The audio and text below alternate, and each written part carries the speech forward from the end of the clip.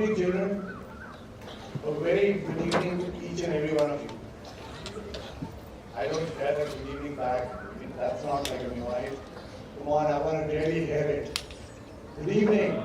Good evening, sir. That's it. Children Kulkarni, my two seniors, Mr. Ramesh and Suresh Mathur. It's such a pleasure to see you. And the staff, Sriram, who has been taking us around the whole day. Thank you so much. Today I am accompanied by my wife, Veena, who's sitting right there. And I have my son, Yuvraj, like introduced to us. He's from the batch of 2000. And incidentally, his wife too is from the batch 2000 of Mayo Girls, Priyanka, who's sitting right next to him. I'm also accompanied by my grandchildren, three of them. Adivir, who is 12, Avana, who is 9, and Ajmer, who is 5.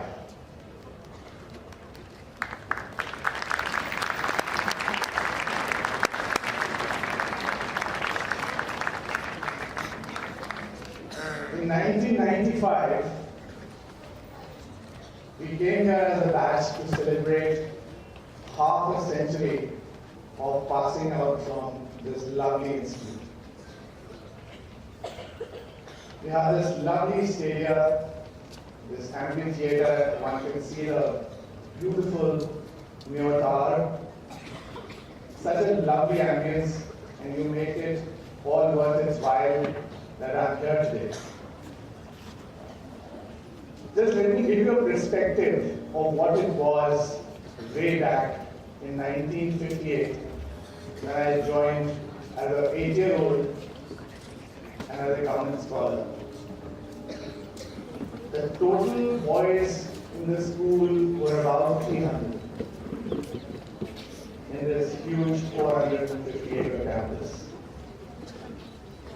The pool that you see and use, which is called the new pool. The dining hall that you have was called the new dining area, had just been inaugurated. And our pocket money was 50 paisa each week. But we could afford a banta. Have you ever tried a banta? Yeah, you have. Great. And a bag of chips sitting at the back, Beacon Air Pavilion, and enjoy a movie every Saturday. The whole pocket money, today that I was talking to General Pillani, is about 450 rupees per week. We had 10 rupees for the month, where we had to get our hair oil and toothpaste and the likes. And you better would have actually got a good chip, or should have scored a goal for your house to get 1 rupee worth of tuck if you ever wanted to do that. That was the era. It's really emotional moment for me here. I was taken around the school briefly, didn't go to my house, which was the middle house, the Colvin house, or my senior house, which is the Jodhpur house. And I hope to do that tomorrow. But wherever I went, there were these vivid images of all the great memories that I had during that point of time. Right, as I was coming, I crossed what was so called our PT ground.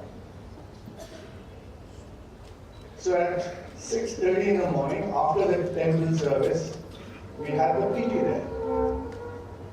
And right next to it is a hospital,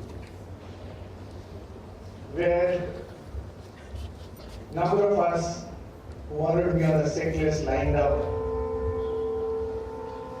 to get off from the PT. And I tell you, then Dr. Manohar Singh had an uncanny sixth sense to know if you're shamming. And I can tell you for certain, I was caught a couple of times. And his patented medicine was, इसको APC दे दो और number 9 पिला दो. And I know that you won't understand what this really is, but APC was some kind of an aspirin, and number 9 was the doctor's mixture, which sort of you had to gulp. It was, and you would rather do the PT rather than gulp that number 9. So that was the kind of disincentive to get to Dr. Manohar Singh. Then of course, now this amphitheater right next to the famous Jalawar House,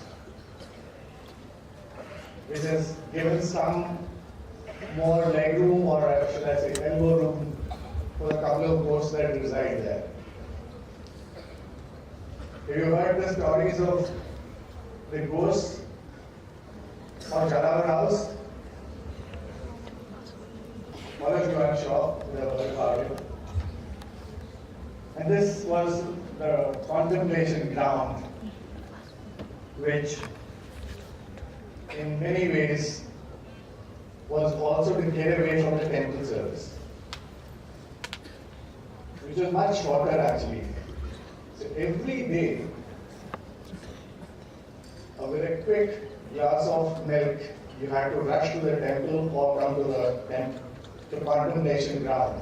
And contemplation service was smaller or lesser time.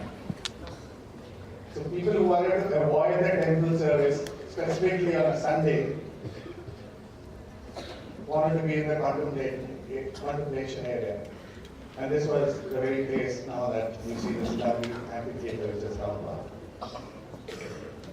Now let me start with a question.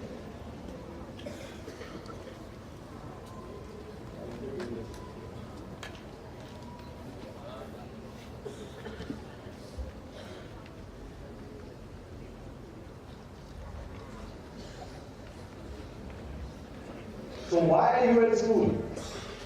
And I want 3 answers, very quick 3 answers, one from this bank, one from somewhere there, and one from somewhere there. Can I have an answer? Yes. We have come to school to study and to become good people of the country. Great answer. Somewhere there. Anyone? Come on, yes?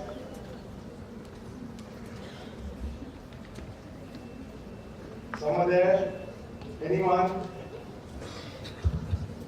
Yes, please, come on.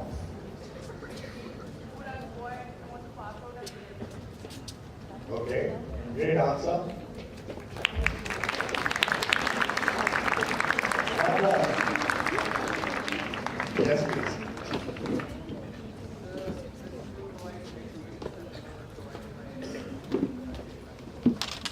Great. So we had some great 3 answers here.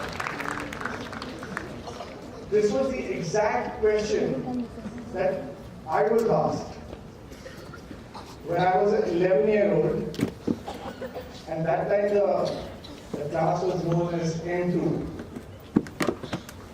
In the B.I.T.S Pavilion at a GK session that was held just before lunch on a Saturday. And this question was asked by Jack Gibson. And we heard such answers. To every one of these answers, he nodded. But for him, it was not the right answer.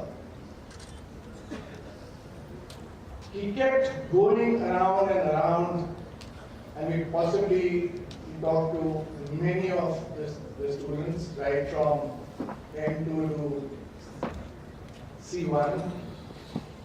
which was called HS3 as we called it, the third year of, that's the 11th class that we had. And he was just not satisfied. So finally we had to literally say give up. And he told us, you are in school to learn how to think. That was a profound answer that sort of always has anchored in my mind throughout these last more than 55 years. Learn how to think. You're never going to be faced with a situation which is in a textbook. Life is very, very different. Life is going to be confronting you with issues which have never crossed anyone's mind. Possibly also not, you have not even been mentored for that. But that is what it is. So this was that person called Jack Gibson who mentored us and saw us through. I'm sure that each one of you,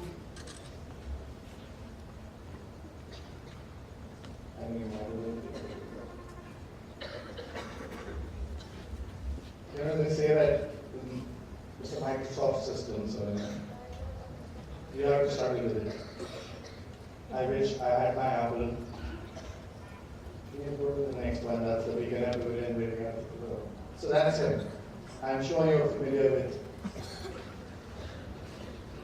So you would, in those times, you would be milling around in this Willys Jeep. Here he is, of course, with the then Prime Minister, Jawaharlal Nehru. But you would often see him around the campus. And he knew exactly what your name was, who you were, and if you were going to be late for the games.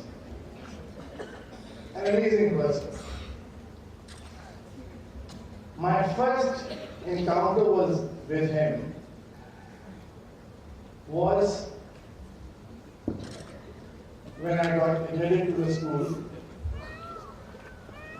Subsequent to that, the headmaster of school would take the first geometry class in MP. Just amazing. Can you believe that? That possibly what is called the 6th today was known as M2 then. We were all gathered together in the north side of the main wing. On the first floor, it's a largish hall, which was, I don't know whether it's still a largish hall.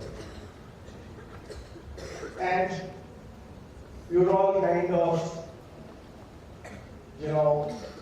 worried that what kind of session this is going to be, because the first time the headmaster, and specifically Jack Gibson, is going to talk to you and going to teach you geometry.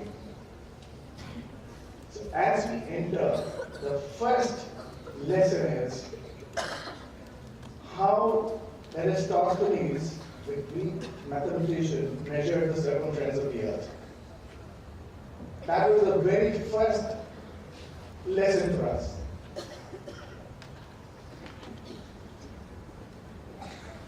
Have you ever heard of Eratosthenes? Any one of you? Yeah. Which class are you from? 6th. Amazing. Where did you hear it? Hear this. You read it in a book. So what was the circumference of the earth? Sir, I don't know about that, but I know about Eratosthenes. Yes, sir. I read in a book. It takes a great book, so you don't even pronounce the name, so it's fine, you're doing that. So this guy somewhere way back in 240 BC measured the circumference of the earth pretty close to what was measured way then in the 1960s. and the error was very minor error, less than 0.1%. And then our first assignment was, that's the tar there, to measure the height of the tar using a stick. Now that's the kind of person he was, and that's the kind of thought that he wanted to bring us. That are you really thinking? These are not answers in books at that point of time anyway. And we definitely had not heard of Aristophanes. We have some smart people here who have. His other part of the wall was pasted with cuttings out of a magazine which now possibly doesn't get printed anymore, called Punch. And these were the kind of cartoons which were pasted all around. And the part of the geometry lesson or the assignment was, what is the joke in this? There was nothing written below this. So you had to see the cartoon and say, and come with a written something in writing to say what's the joke. So can somebody in the 6th class tell me what's the joke in this one? A quick attempt. Come on. On grass. You need to be closer to that. There's a dog there, which is known as St. Bernard's, and he had a bit of a round around his neck. That's pretty much more in Switzerland. But you know, I don't think I'm going to get to that. I'm sure that's not why I'm here. But this is the issue right there. At that point of time, this person known as Jack Gibson, who was one of the, I think, greatest educationists they recognized, who knew that how to balance the right and the left brain. How do you look at the way they go to the next slide? How do you exactly balance it all out? I'm just wondering whether we still have teachers of that sort. I'm sure when Ramesh and Suresh taught, they were pretty much following that example. So I don't know about that, and I don't want to comment, because I'm sure that there are various methodologies today which are available, how exactly you balance that left and right brain. But that point in time, nobody knew. And here was this guy who was talking about this. My next encounter, and I thought this out, I visited the new music block. We have a phenomenal music block now. At our time, there was a small room just behind the mess, close to the tuck shop. I don't know whether the tuck shop still exists there. And we had a music teacher by the name of Mr. Mahavalanka. Amazing person. And till the 6th, from 4th and 5th, hobby was compulsory. So you had to be in music class, you had to be in art school, you had to do bookbinding, you had to do clay modeling. With C.T. Joshi, you had to be with Mr. Chatterjee doing artwork, and you had to be doing some bookbinding with Mr. Tola. That was compulsory. But by 6th, you had a choice for a hobby. And I opted for music. And Mr. Mahavalanka, as patient as he was, put me through all the instruments. I did the violin, then tried the sitar, and then even the vocal. And finally I was asked to sit at the back of the class because I was totally tone deaf. And when you're sitting at the back of the class and not doing anything, you're not about to disturb the rest of you, the children. And that's what I was doing. So I got in shit from him, and I was asked to go see Mr. Gibson just before lunch. And that was a frightening moment. Because each morning on the assembly there was a list of roll numbers which were read out to see the principal before lunch. And that meant that some of those guys are going to get best of the six. I don't know if you still follow that rule or not. No. So I was rather in a very apprehensive state as I walked to the principal office, and there was a line of 6-7 guys standing, and one would go in and you would hear a fight, 3 or 6 or whatever that was, and a bit of a hoo-ha. And I was sitting at the last, so as I walked in, Mr. Gibson looks at me and says, "Hey, why are you here for? What are you here for?" I didn't call you. So I gave him that slip from Mr. Mahawala. He looked at that slip. He said, "Okay." He said, "Okay, come out." He took me in the Jeep and drove me to the metal workshop. And I just saw that you've been building a beautiful workshop out there. And there was Mr. Verma, who was in charge of the metal workshop. He took me to him and said, "Give this boy a piece of iron and a hammer and let him make all the music he wants to." And that set the light for me. So these were the kind of way that we were treated in those good old days.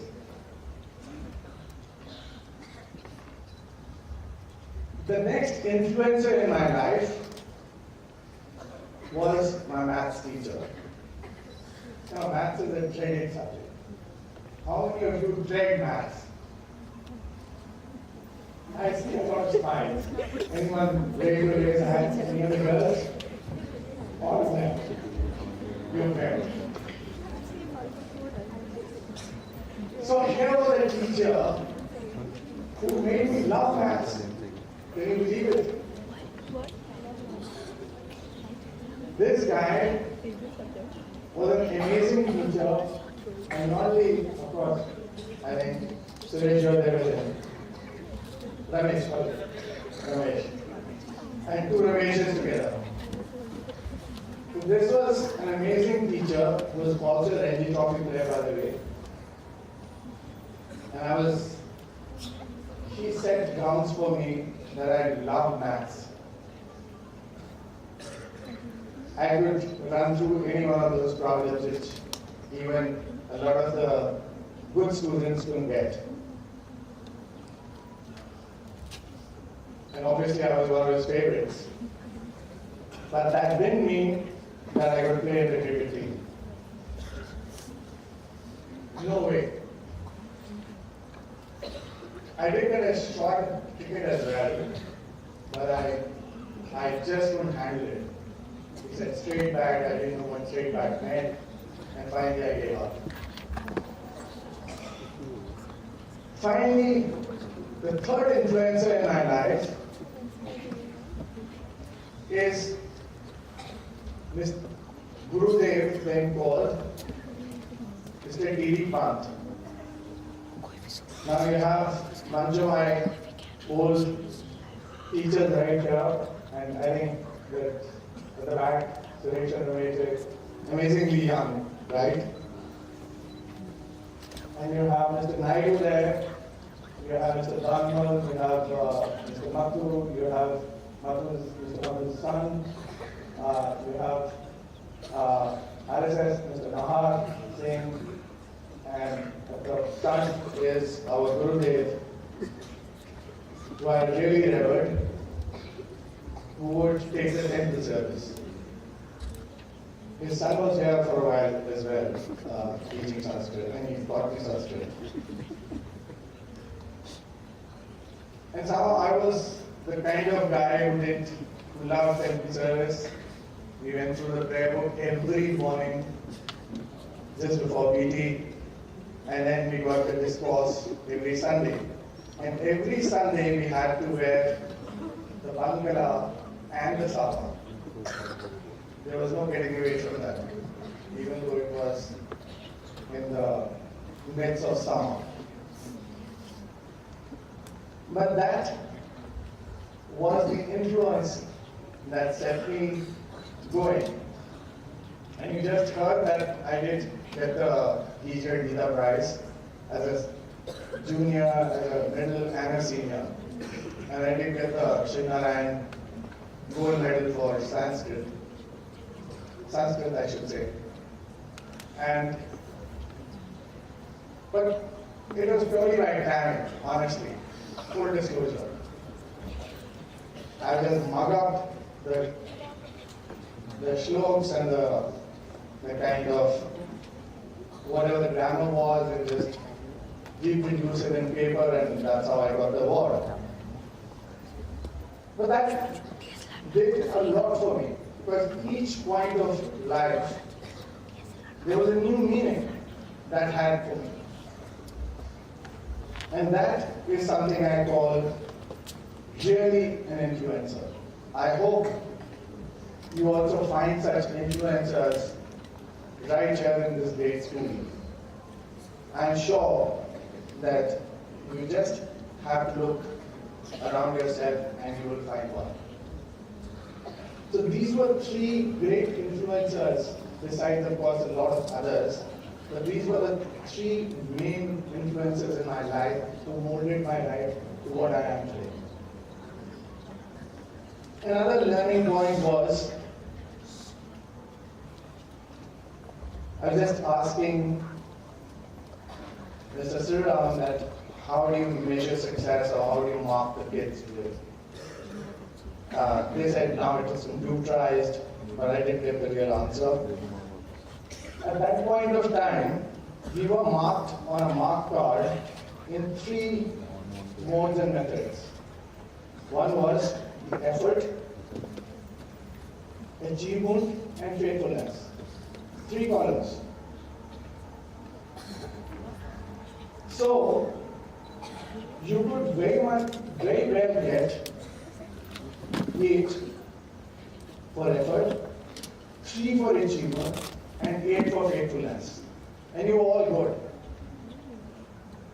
You didn't achieve 3, even 2 is good if you got 7 in effort or a 6 in faithfulness.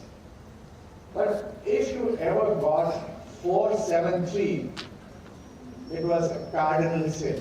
You had it. That means you're worth a lot more if you just put a little more effort, be faithful to what you're doing, you can achieve a 10. So this too influenced how to look at life. It was a paradigm-changing thought for me throughout life. Let me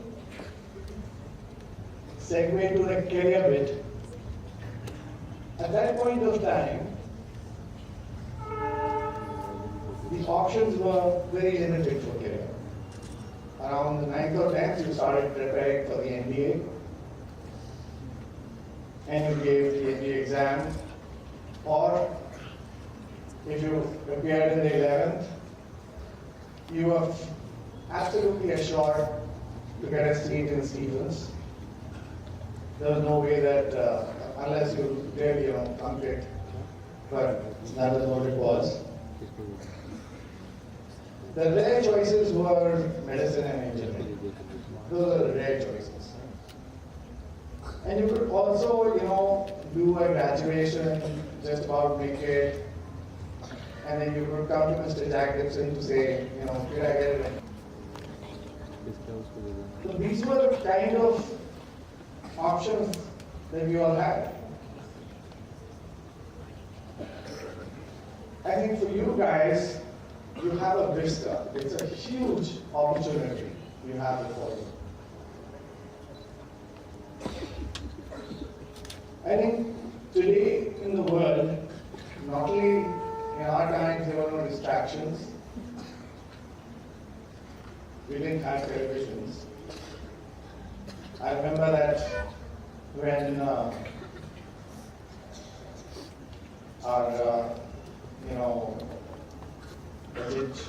Jodhpur, Gansing came to Jodhpur House, we wanted a record there for the common room. That was our ambition. And I'm sure that the way that you people are, you have enough distractions in life. My grandson, I think he was telling me in life, what you need is food, air, and Wi-Fi. That's what you said, right? So Wi-Fi is a must. We didn't have those very limited aspirations that we had. And today it's the world of instant gratification as well. Now, I want to do this, I need to get it done now, I need to get it done. And that's why the Amazons of the world are making money. So in this world, I took a choice. Actually, Jack Gibson and Mr. Ramesh Shah made the choices for me to make sure that I took on engineering and went on to be an engineer, joined B.I.T.S with an ambition to be a nuclear scientist. And by the fourth year, I already got a fellowship with MIT because of some reforms that I did, and there was a visiting professor who was a Nobel laureate, and he thought that I did some good work, and he said, okay, why don't you come and join MIT?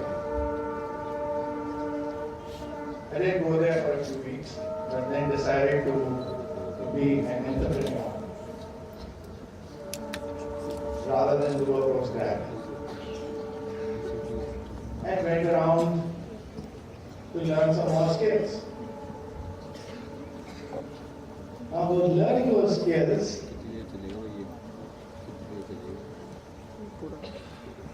around this thing, started with a shop, and I just gave that, I think, in the introduction with 200,000 rupees, and that too were borrowed from the bank. And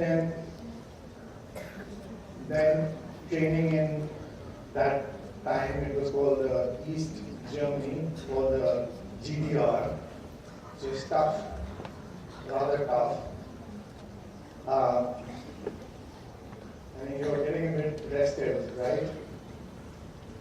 Am I holding your attention, or is it something that we need to very quickly adjust to? So let me come to this. I'll pause forward. I really need to also engage the youngsters, and so they don't go off asleep. Now, there was a way that I needed to learn from the Germans, and then went around as an entrepreneur to set up shop as a mission for Hero Honda.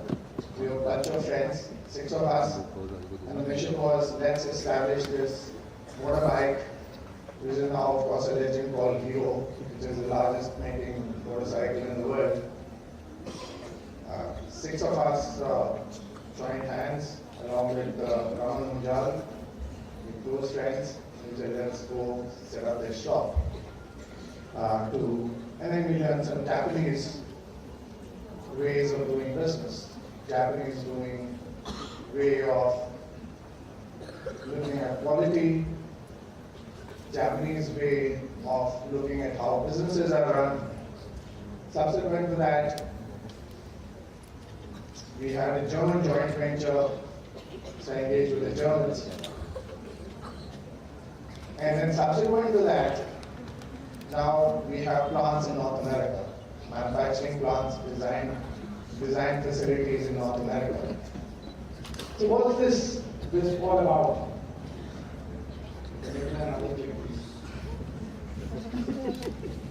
We as Indians, you ask anybody in the shop, you are asking anytime anything, and he says no problem.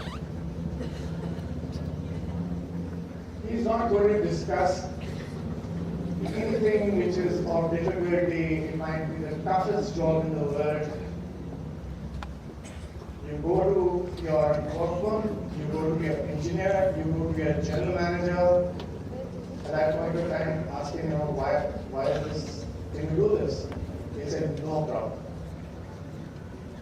Now, by no problem, what does he really mean? He means that I'm going to give it my best shot. That's all he means. It doesn't mean that I'm going to go solve it for you. Now the Germans, if you tell them that there is no problem and you're going to solve it for them, they're going to hold a gun to you. So we had a joint venture with a German company, and the first board meeting, the guys were on my throat. And I never experienced these things. I was a promoter, building, I had share capital, and these Germans are getting at my neck. I went through it, and as we closed the board meeting, I said, guys, I'm done with it. We are folding up, I don't want you guys. So they were shocked. So what do you mean? I said, you guys, I'm a promoter, I own this damn company, and you're telling me this. They said, this is normal. This is normal in a board meeting. We fight in the board meeting, we close the board meeting, we step out, we are greatest of friends. We don't talk about that anymore. So that was another learning. So the world of, as you move around the world, culturally you're going to find that each one is dealing with the same issue in a very different way. And you better recognize that. The Japanese are never going to say no. We had Japanese joint ventures. I was chairman of a Japanese company they established in India.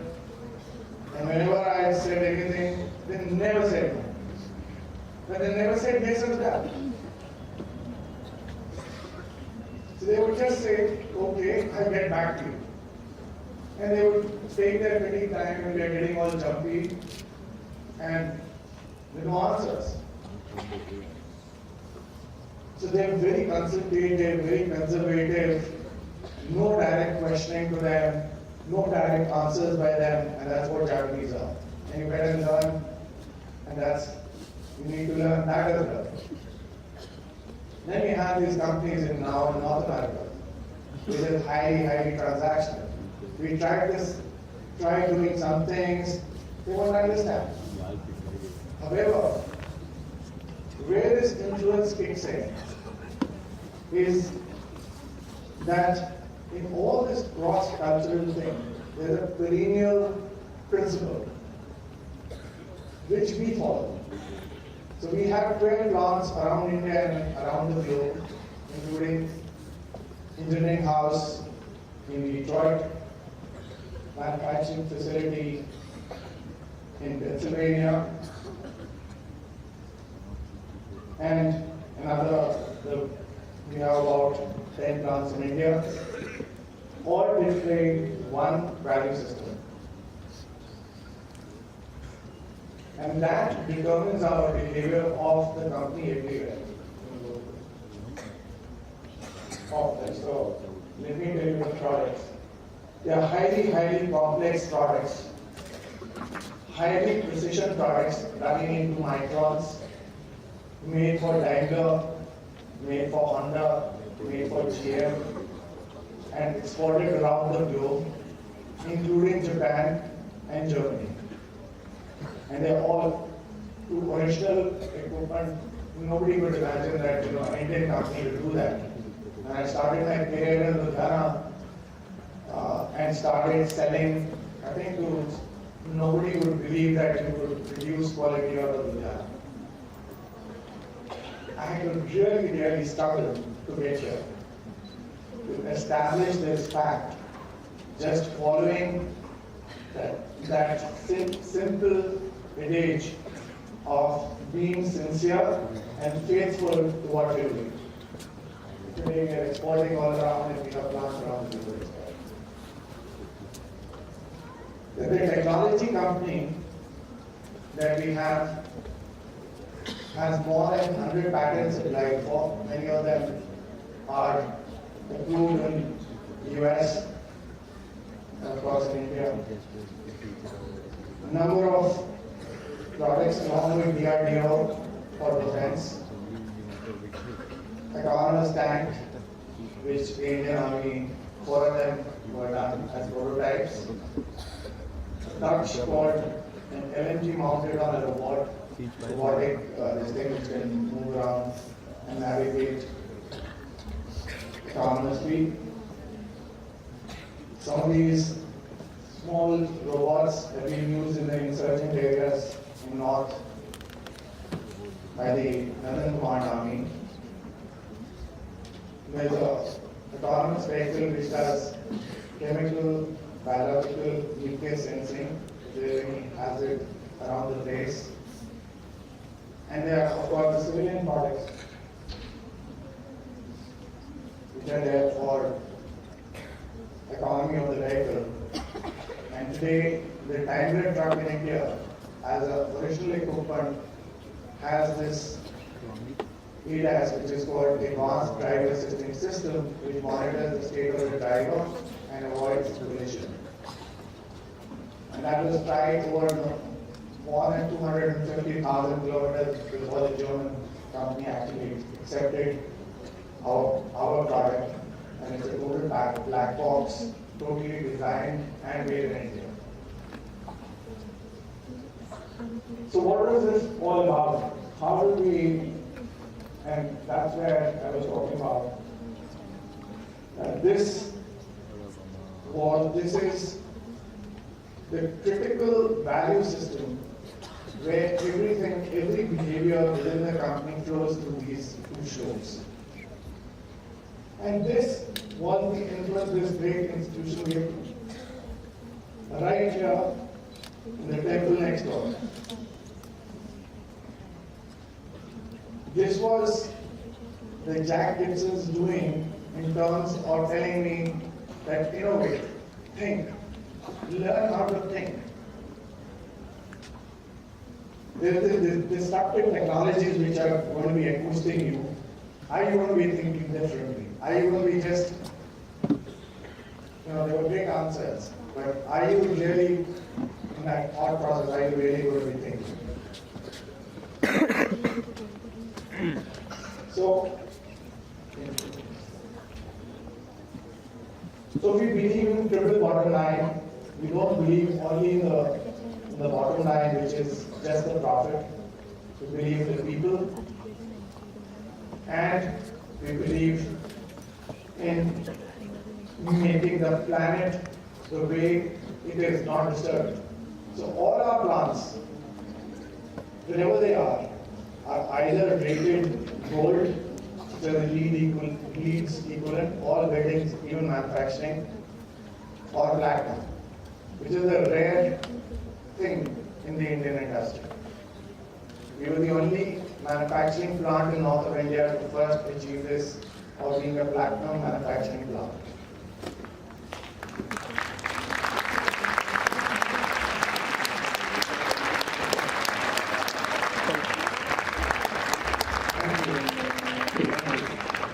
And this was the institution that you all are a part of. So you're all privileged. You're all privileged to contribute And this was not driven by anyone else, not by the customer, not by the government, not by anything else. This was driven by that value system we had. The two strokes, which are very commonly used, but never followed. So, let me now very quickly talk to you about, as you all, many of you are right from here, maybe 16, 17 to 11, 12. What is this next 2 decades going to be looking like?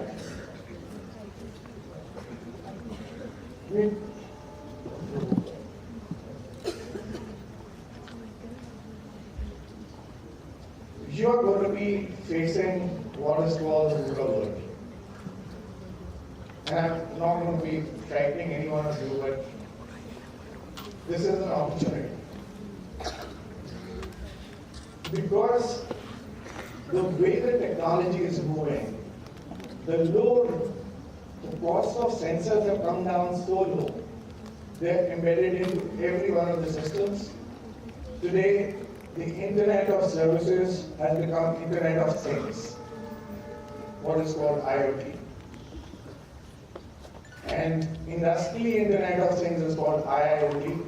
I don't want to sort of confuse the little children here. But more and more of this data is getting produced. The digitalization of this aspect is creating such a mega amount of data that you need to churn it to find something worth its while. Terabytes of data are getting generated every second. We just have to go to the internet to look at these stats to see what kind of data gets generated. But this is all noise. You need to draw the signals, and that is where the opportunity lies. And you can all do it. Believe in yourselves that you are here and you lay this foundation of learning how to think, learning how to innovate. And I saw some very phenomenal work being done in your skill center. And I congratulate each and every one of you who have done their products there, innovating so well, and also each one of your mentors and teachers who have helped you walk through those. So going forth with newer materials, which are every day getting innovated, there's this aspect of globalization which is today called globalization 4.0. It's a totally different world that you're going to be facing. I'm going to talk about just very quickly on what is this industry 4.0. It's coined by the Germans. By the way, the Americans call it smart manufacturing. The industry 1.0 was when actually steam engines came into being, that power got converted into mechanical motions, and you saw steam engines coming in, and rid of the factories getting done, the mechanization of making clothes back in Manchester, etc., etc. Then came about the industry 2.0, where mass production started. Basically, it was Ford, started Model T, and you would all know that for Model T, what then Ford said was that you can have all the colors in Model T as long as it's black. So that's the way the world works. Then came industry 3.0, and that's my era, where we have a large amount of CNC machines talking to each other, closed loop, they keep correcting to each other, they do corrections, there is ID systems, etc., etc. But these platforms don't talk to each other. Now, the next phase is the cyber physical systems. So each of these sensors is going to talk to each other right from one end of the supply chain to the other, one end of the value chain to the right to the end of the other. So nobody is going to command. I saw a 3D printer that you guys have in your skill center.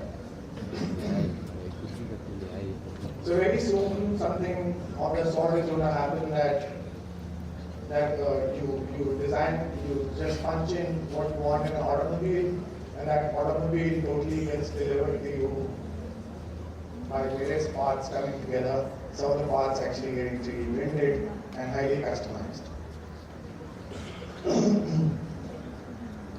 And by the way, there's another thing which is being coined by the Japanese called Society 5.0. And there's some things called, global development, sustainable goals. I don't want to get into that bit, but that's how the world is moving.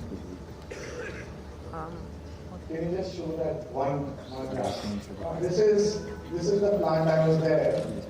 This is the plant at the back where Model T was made. And this is the state of that plant today. So you see a thing which was valued at one point of time is desolate. Nobody is there. Nobody even wants to. Actually, there was a rift while I was standing there getting myself photographed. Somebody was telling me, you better not be here, you might get mugged. This is in Detroit. So that's the desolate part of this plant, and nobody even talks about it anymore. The rate of change that you guys are going to face is tremendous. And that is what you need to prepare yourself with.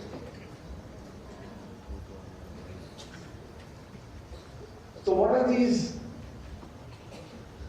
Just go back. Stay with the other previous slide. So let me, just before going to the next slide, let me just talk to you about what's the relevance of these jobs when you are going to get, some of you who are in 10th, 11th, 12th, and some of you who are at the foundational part.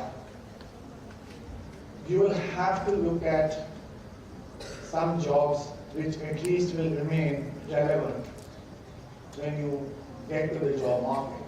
And that relevance is still in a way that is more connected to emotions and being more human with it. So not very soon, not in the next 2 decades, that the bots or the robots are going to pass the Turing test by a substantial way, or it will get emotional. There are experiments going on, but you can be safe for the next 2 decades. Maybe after that, there'll be another way to talk about. So what's this algorithm of success? What is this all about?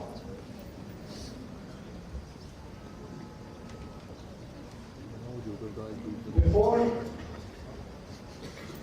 I want to give you this kind of formula, let me also give you some graphics so our young friends or young children who are 6, they're more engaged. And so I make my concluding remarks.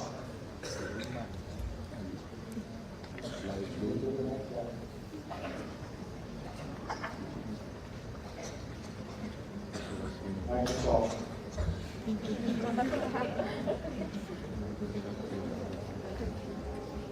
Okay. Wait for another minute, otherwise you'll just forget about it.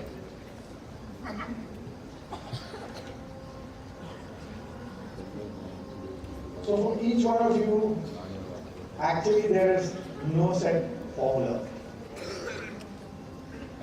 There is nothing descriptive that I can give you. There is nothing called a formula for success. But what there is this very, what we call the perennial principles which will be there forever. And I'm getting back to those principles, so you're all glued on, and I'm going to talk about those three things once again. Just repeat them. You are here in school to learn how to think. When you learn how to think, you will innovate, you will find modes and methodologies to address issues that you've never addressed before. You will be able to solve the problems over and over again. So I thought, let me give you some pictures of, okay. Then, be sincere. Believe in that effort, achievement, faithfulness. You're never going to be, the effort is never going to be in proportion to the achievement. It's never ever going to be that. Believe that you're going to fail, and quicker you fail, better it's for you. You have to program failure. It's like this, that in a progression, if you jump from a 1 meter height 30 times, is not directly equal to jumping once from 30 meters, is it? I'm sure the children from 6th standard as well. How does it work? If you jump 30 times from a 1 meter height, will it be the same impact on you if you jump once from a 30 meter height? No. So fail 30 times is fine, but by just jumping 1 meter. Don't be a punter who say that, you're going to risk everything once and go and just punt everything. Finally, find the pole star for you. What is that pole star? What is that value system which keeps you in check? And it's all here, believe me, in this great institution, in this great school that you are here. You're highly, highly privileged.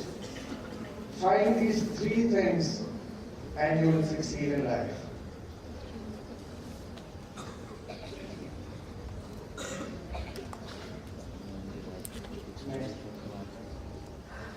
Next. Finally,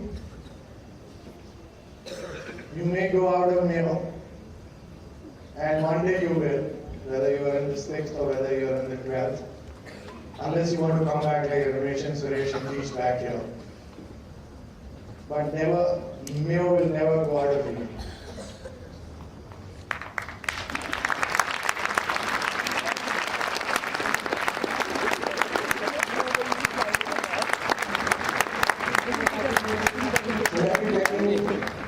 Just keep it at.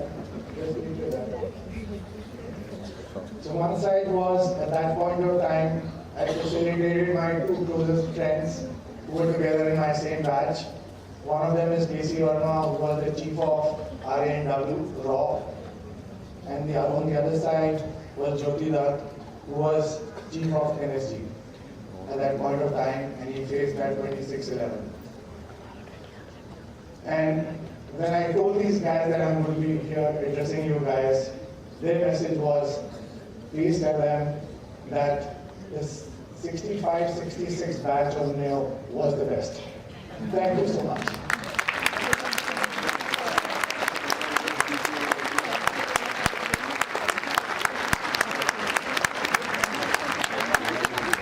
What happened to me here at my time as well, Mr. Kitchen was the principal.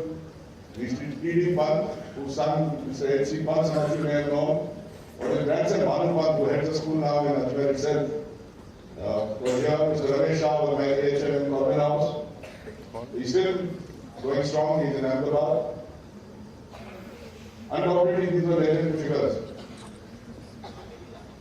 But what is interesting, if you saw the pattern between the three, and this is important for you to understand how there's a concatenation of forces that take place to produce magic after some years.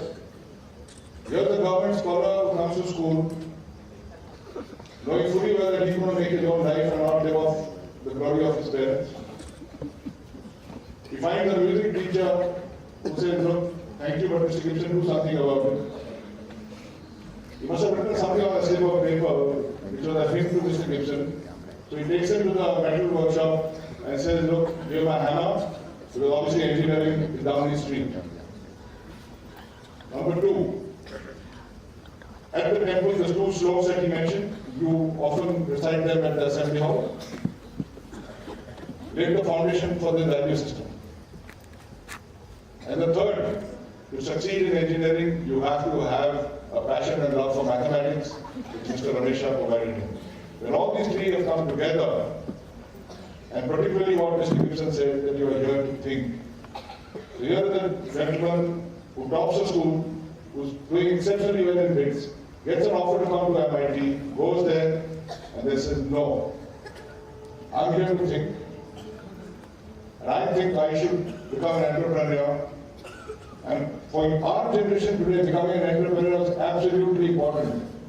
For us privileged people to come to this school and then become job seekers is a thing of the past. An entrepreneur is one who creates jobs for others and does well for society. And all of us are blessed in this regard. And it's our business tomorrow to become job creators and not job seekers. And as he went along, he showed his journey very modestly and humbly. But please remember what he said about once a Mayo, always a Mayo. I'll give you a telling example of this. Your valuation of your company may be $500 million, but your memory is of a bunda and a packet of chips. That is something all of you are making memories here. All of you are making memories here.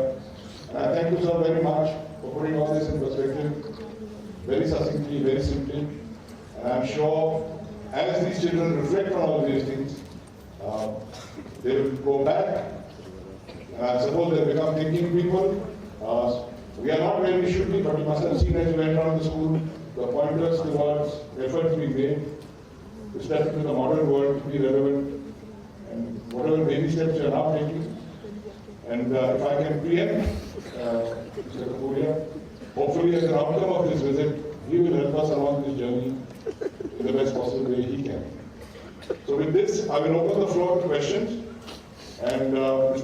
Kapuria will ask the question. My job is only to moderate and decide who gets to ask the question. So please feel free, ask him any kind of question you like. And when he said boys and 6 here and there, please, girls, his daughter is from MCGS. He'll be in serious trouble if you don't ask him any questions. So, floor is open, please start asking questions.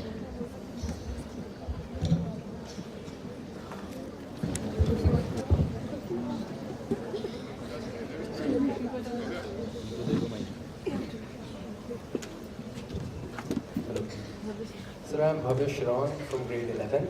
So when you started out as an entrepreneur, did you seek any kind of work experience before you actually looked into entrepreneurship? Or did you just go like that thinking that this might succeed, even if it fails, it will be fine?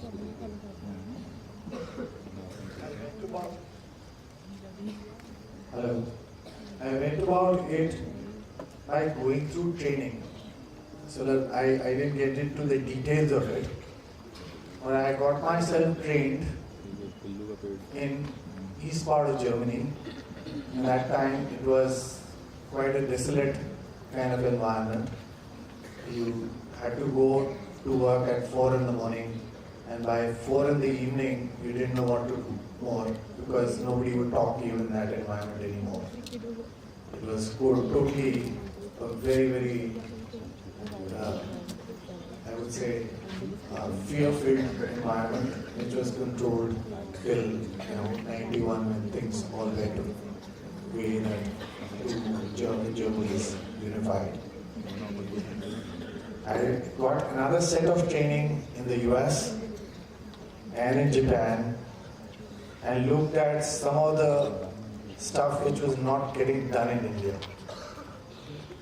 It was easy at that point of time because a lot of stuff was not getting done in India, and partly that was manufacturing gear cutting tools.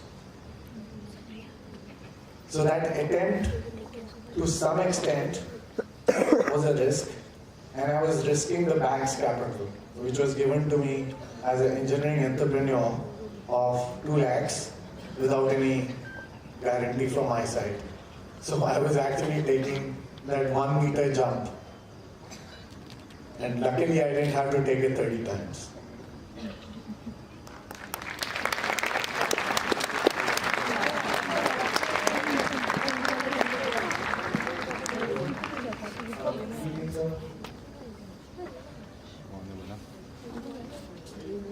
Sir, upper right way.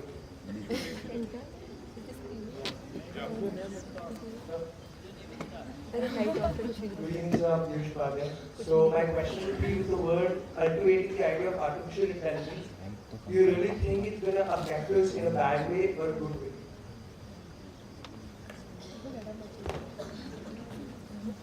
See, each technology is an enabler.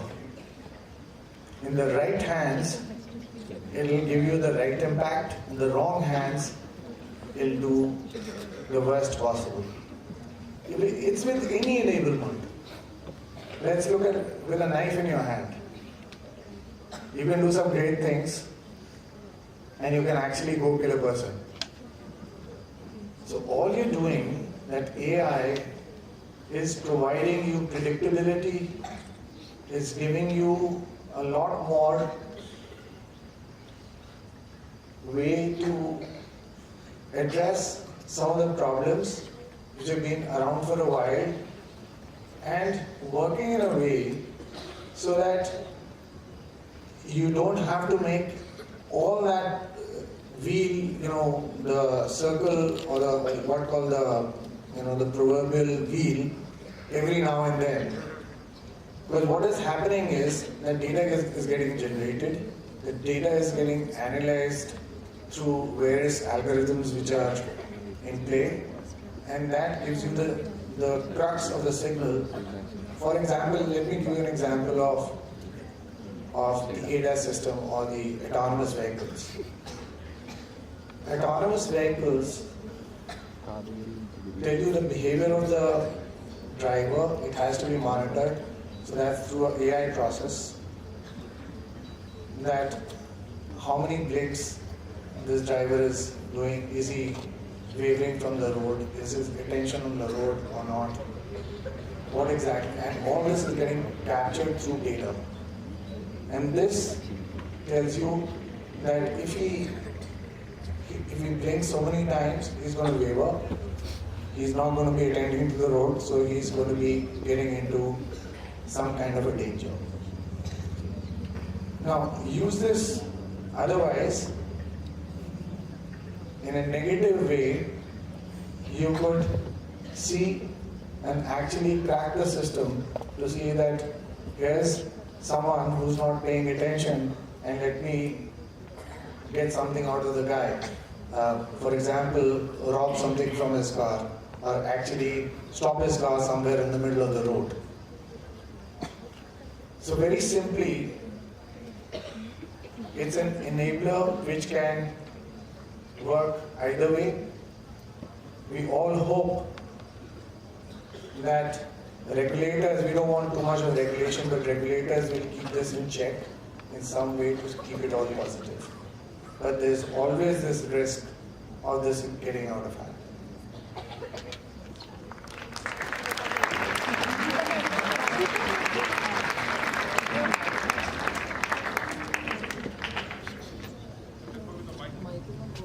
No, that's all right. Am I audible? Good evening, sir. I'm Shrirupa.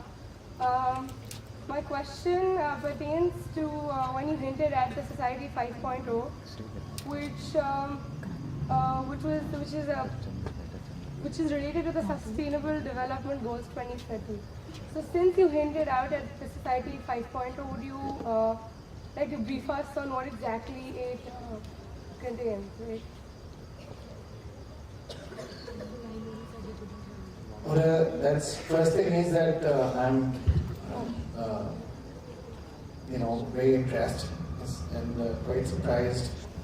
It makes me happy that you are at least knowing that there is something called a sustainable goal, Millennium State Sustainable Goal. So, really impressed with that.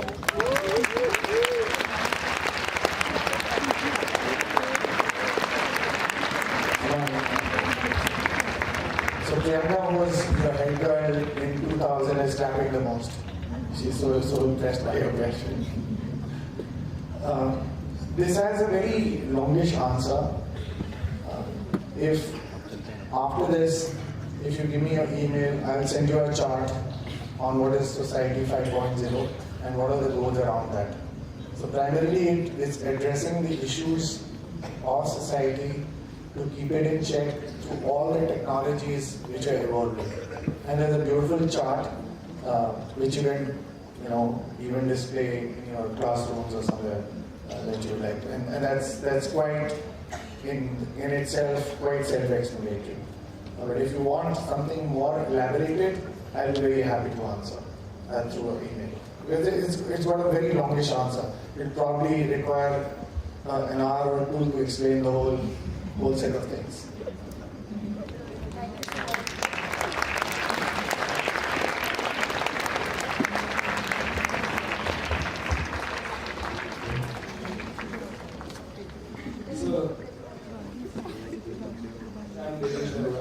I would like to ask you, in the 21st century, robotics and AI are slowly merging.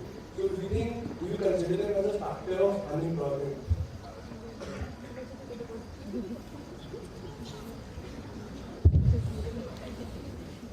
This is one aspect that I wanted to cover in more detail, but taking into consideration that we have a quite diverse audience today, which include children from the 6th standard.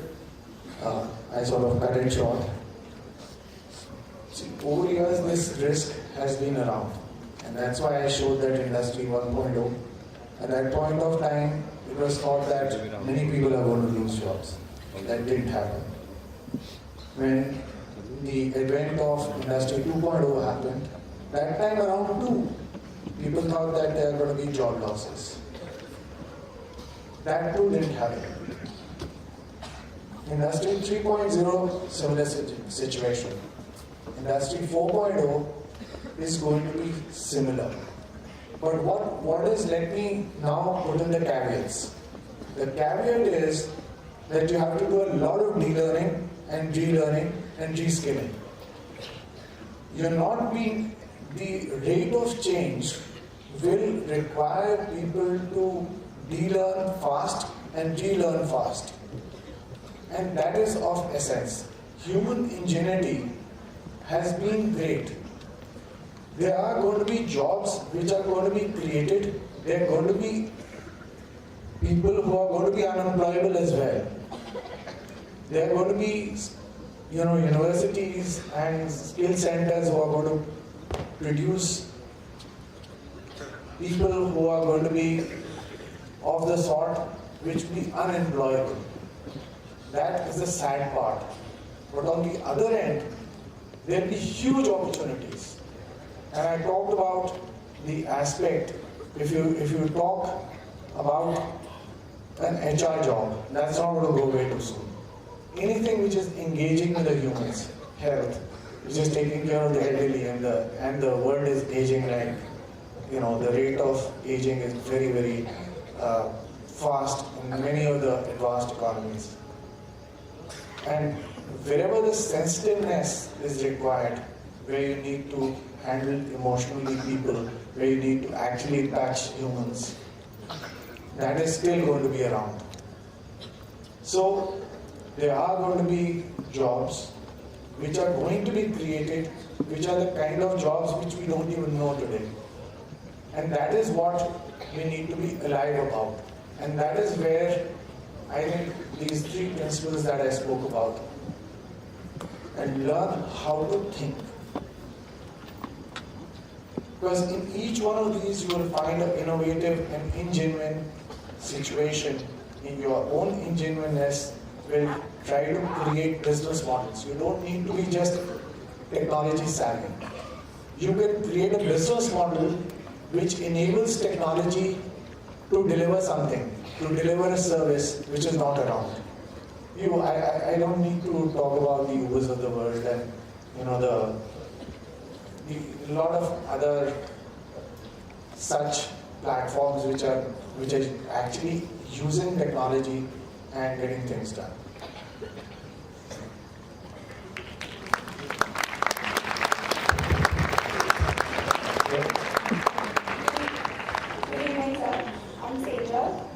Grade 11 MCGS.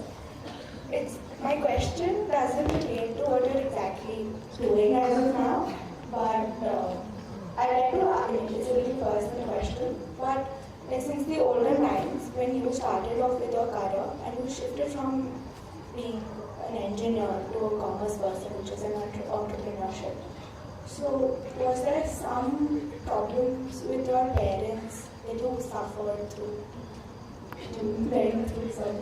Because even now, when some children opt for science and switch like I did, and I have been facing problems with my parents a lot. So was there something that you fought against to get to what you wanted to become?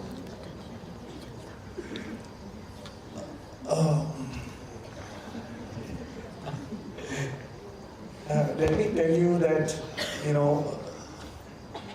I think the aspect, and I did want to touch about it, but my parents were never prescriptive, and neither was I, ever with my children or with my grandchildren. And that too, I learned here. I think each one of you who's a monitor or heard the oath of a monitor, it simply says, example is better than precept. My parents followed that. They let the value system automatically percolate in you to take your own course. I was lucky in that way. But let me tell you, I didn't switch. I am very much an engineer today. I did use my math skills and my way of logical thoughts to actually beat the guys in commerce and did better than them. And you would all see that, number of guys from various technical institutes go and do great jobs in Wall Street, and they beat all the guys in Wall Street. So it's maybe I need to mentor your parents.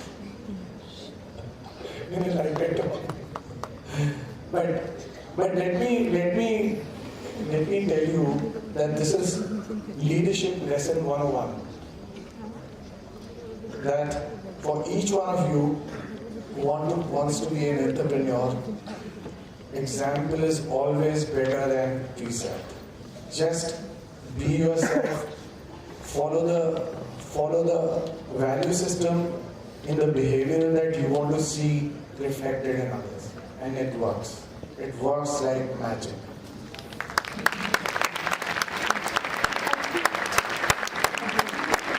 Hello, good evening today. I'm Ajmer and I'm in grade 11. So my question to you is, you mentioned while delivering your address today that you started off with 6 people, 6 friends that joined hands and initiated your entire program, and entire business today. So where were they and how did they act as a motivation for you, your friends? And the interrelated thing to that would be, what all did you have to leave behind to reach where you are today?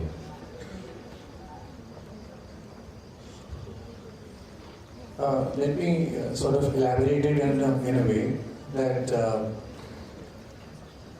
when Honda was looking for a partner in India to start a 2-wheeler joint venture, And at that point of time, you had to form a joint venture to be in India.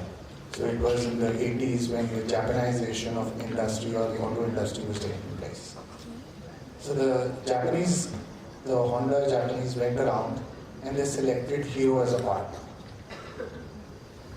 And my very close friend was Raman Munjal, who unfortunately passed away in 91. His younger brother is now the chairman and the managing director of Hero Motorbikes, which is the highest producing motorbike company in the world today.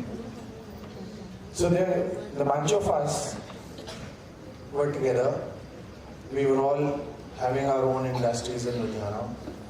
And we said, can we get together now to create this product? So we all went together and used our strengths as a team to actually make it a success. And it's a worth case study that these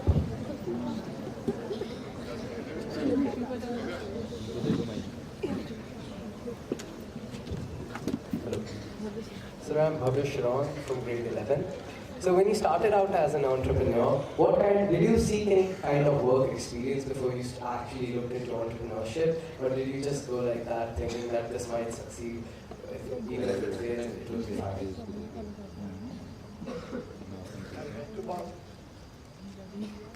Hello. I went about it by going through training, so that I didn't get into the details of it. But I got myself trained in east part of Germany. At that time, it was quite a desolate kind of environment.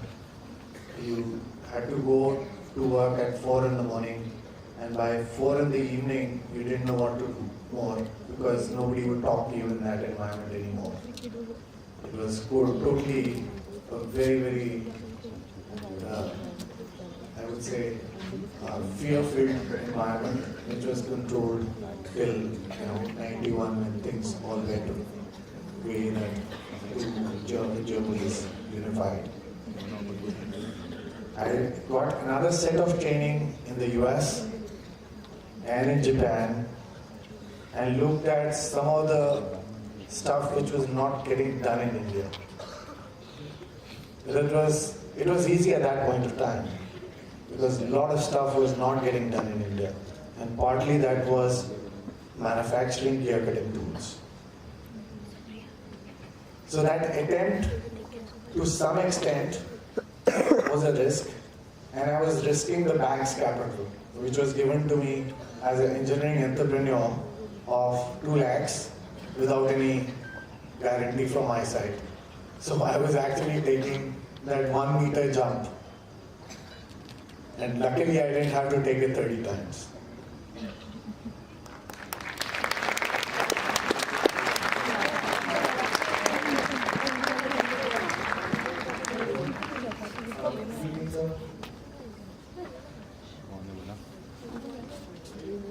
Sir, upper right way.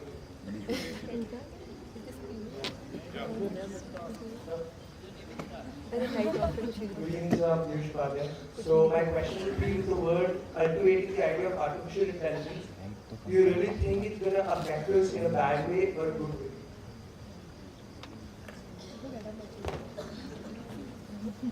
See, each technology is an enabler.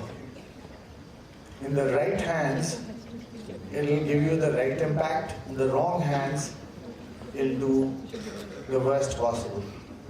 It's with any enablement. Let's look at with a knife in your hand. You can do some great things, and you can actually go kill a person. So all you're doing, that AI is providing you predictability, is giving you a lot more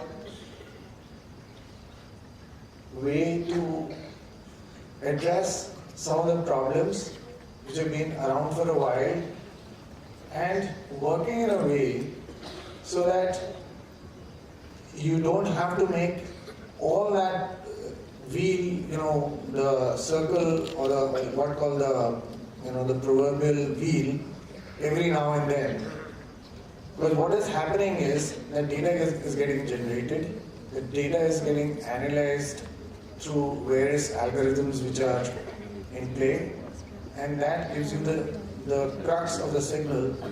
For example, let me give you an example of the ADAS system or the autonomous vehicles. Autonomous vehicles tell you the behavior of the driver. It has to be monitored, so that's through an AI process, that how many blinks this driver is doing, is he wavering from the road, is his attention on the road or not, what exactly, and all this is getting captured through data. And this tells you that if he blinks so many times, he's going to waver, he's not going to be attending to the road, so he's going to be getting into some kind of a danger. Now, use this otherwise, in a negative way, you could see and actually crack the system to see that here's someone who's not paying attention and let me get something out of the guy. For example, rob something from his car or actually stop his car somewhere in the middle of the road. So very simply, it's an enabler which can work either way. We all hope that regulators, we don't want too much of regulation, but regulators will keep this in check in some way to keep it all positive. But there's always this risk of this getting out of hand.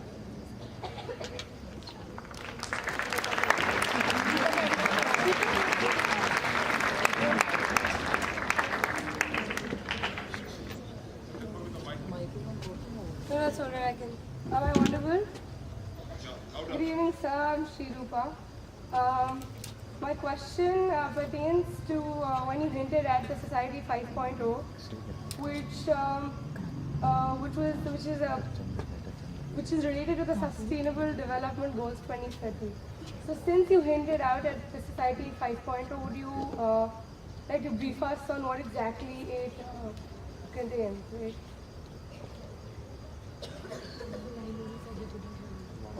That's first thing is that I'm,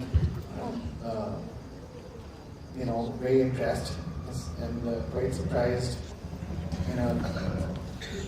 It makes me happy that you are at least knowing that there is something called the sustainable goal, sustainable goal. So, really impressed with that.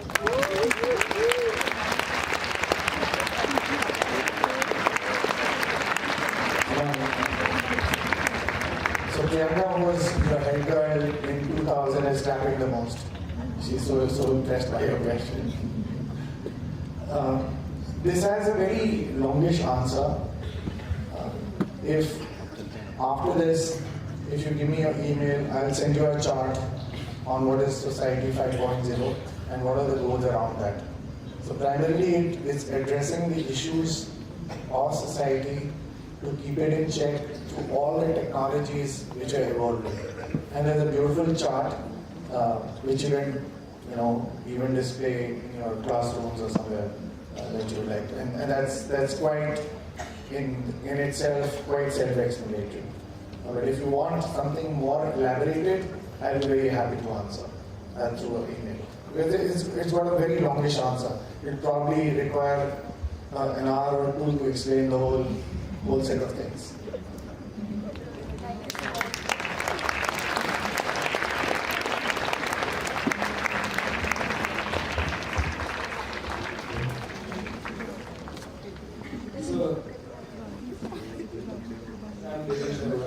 I would like to ask you, in the 21st century, robotics and AI are slowly evolving. So do you consider them as a factor of unemployment?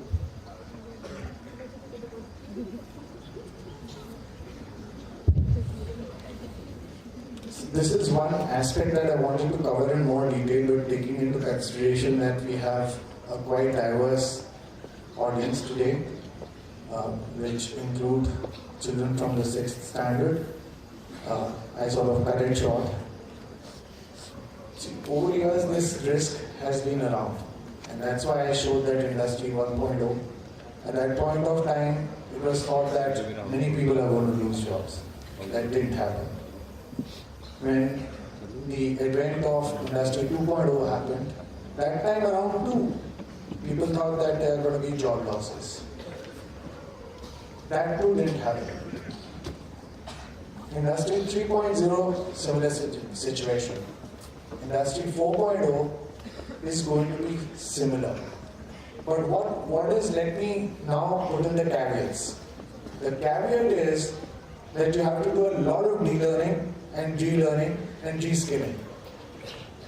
You're not being, the rate of change will require people to de-learn fast and relearn fast. And that is of essence. Human ingenuity has been great. There are going to be jobs which are going to be created. There are going to be people who are going to be unemployable as well. There are going to be, universities and skill centers who are going to produce people who are going to be of the sort which will be unemployable. That is the sad part. But on the other end, there will be huge opportunities. And I talked about the aspect, if you talk about an HR job, that's not going to go away too soon. Anything which is engaging with the humans, health, which is taking care of the elderly, and the world is aging like, the rate of aging is very, very fast in many of the advanced economies. And wherever the sensitiveness is required, where you need to handle emotionally people, where you need to actually touch humans, that is still going to be around. So there are going to be jobs which are going to be created, which are the kind of jobs which we don't even know today. And that is what we need to be alive about. And that is where I think these 3 principles that I spoke about, and learn how to think. Because in each one of these you will find an innovative and ingenuine situation. In your own ingenuineness will try to create business models. You don't need to be just technology savvy. You can create a business model which enables technology to deliver something, to deliver a service which is not around. I don't need to talk about the Ubers of the world and a lot of other such platforms which are actually using technology and getting things done.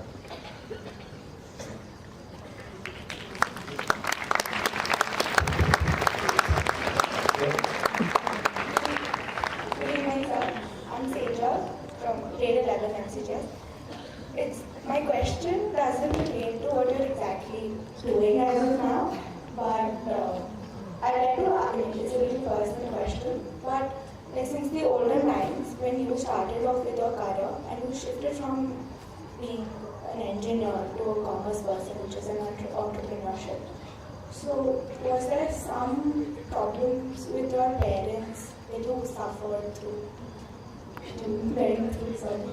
Because even now, when some children opt for science and switch, like I did, and I have been facing problems with my parents a lot. So was there something that you fought against to get to what you wanted to become?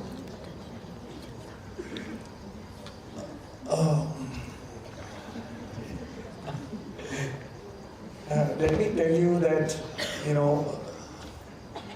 I think the aspect, and I did want to touch about it, but my parents were never prescriptive, and neither was I, ever with my children or with my grandchildren.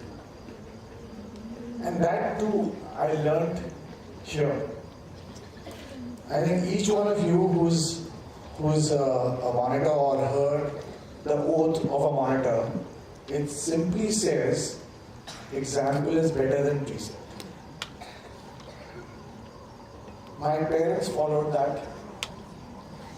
They let the value system automatically percolate in you to take your own course. I was lucky in that way. But let me tell you, I didn't switch. I am very much an engineer today. I did use my math skills and my way of logical thoughts to actually beat the guys in commerce and did better than them. And you would all see that, number of guys from various technical institutes go and do great jobs in Wall Street, and they beat all the guys in Wall Street. So it's maybe I need to mentor your parents. Maybe like that. But let me tell you that this is leadership lesson 101. That for each one of you who wants to be an entrepreneur, example is always better than precept. Just be yourself, follow the value system in the behavior that you want to see reflected in others. And it works. It works like magic.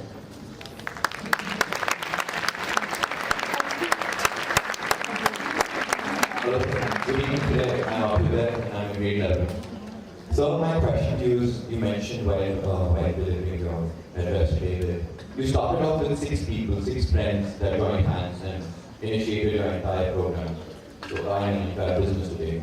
So where were they and how did they act as a motivation for you, your friends? And the interrelated thing to that would be, what did you have to leave behind to reach where you are today?